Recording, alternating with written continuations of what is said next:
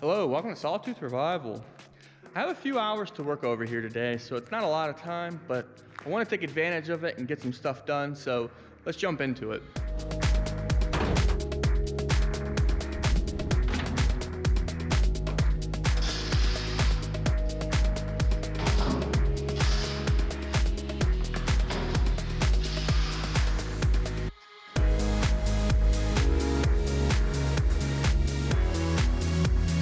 Well, I know for sure that there's one thing I want to work on, and that's this pile. I want to start focusing more on this side so that way I can get my scaffolding right up underneath this vent to drop at some point soon. And like I think I mentioned in the last video, I'm probably going to have to continue taking the wood over this direction for now until I get the mountain lion room cleaned up over there. This is just the best place to get it out of the way where it's still somewhat dry.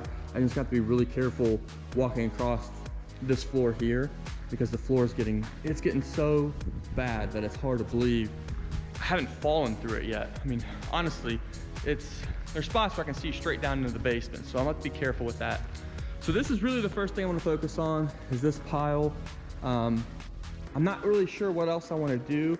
I'd love to get this stuff out of the way, but I really want to spend all day on just cleaning this stuff up. So I'm not sure what else I'm gonna work on.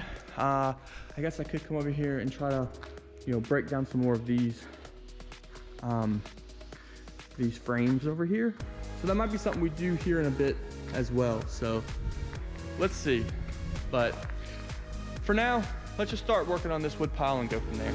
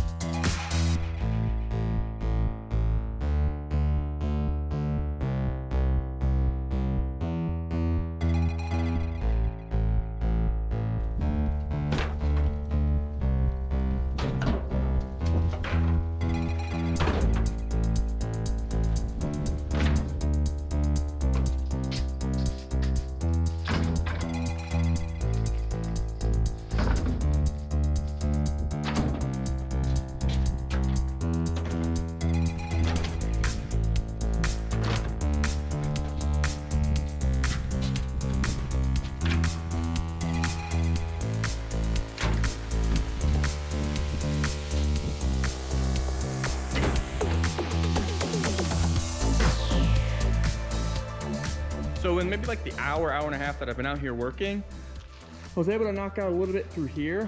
But what I'm pretty much doing is working in this area, trying to get all this stuff out and kind of looking up to that strap there because I want to get the scaffolding pushed up right up against this corner of the vent so I can get that strap cut. So this is the main focus through here, and I might start cleaning out right in through here so I can kind of pull this stuff out and into the trash. Unfortunately, I am creating another pile of lumber there. That's gonna have to be dragged down to that end, but it's not a big deal. I'm so motivated to get this stuff out of the way so this can come down next weekend. I mean, I'm honestly pretty motivated when I come out here to work, but I almost feel like someone's cheering me on or something to get this done because I'm just not gonna give up until I get a place where I can get the scaffolding in here and get this vent out of here next weekend.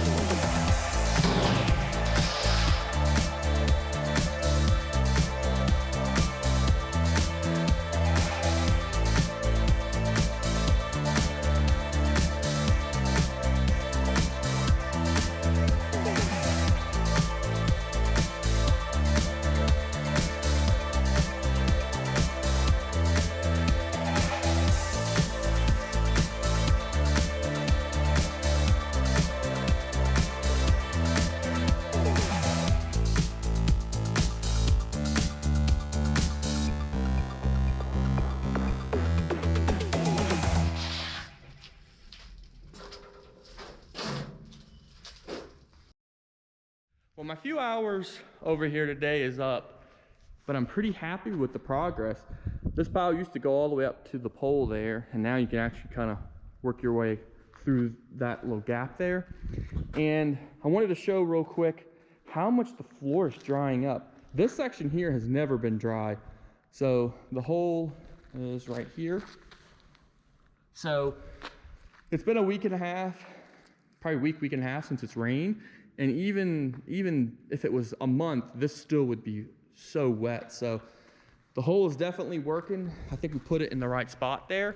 The one over here, we could have put in a little bit better area, but it still gets rid of a lot of the water to the point where this little bit over time could end up drying up, especially if it was 90 degrees out and you know it was just evaporating.